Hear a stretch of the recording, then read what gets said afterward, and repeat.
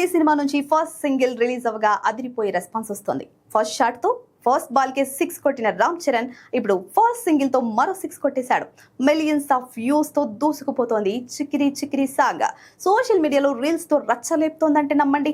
YouTube లో ఇప్పటి వరకు 60 millions views cross sensational chart buster అయింది.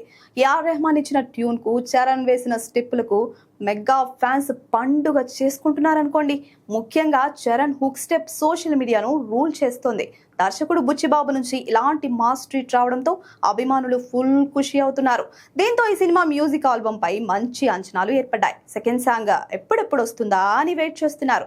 త్వరలోనే రెండో పార్ట్ను కూడా రిలీజ్ చేయడానికి రెడీ అవుతోంది చిత్ర యూనిట్. పెద్ద సినిమా 2026 మార్చి 27న రిలీజ్ కానుండగా న్యూ ఇయర్ గిఫ్ట్ గా సెకండ్ సాంగ్ రిలీజ్ చేసే ఛాన్స్ ఉందని అంటున్నారు.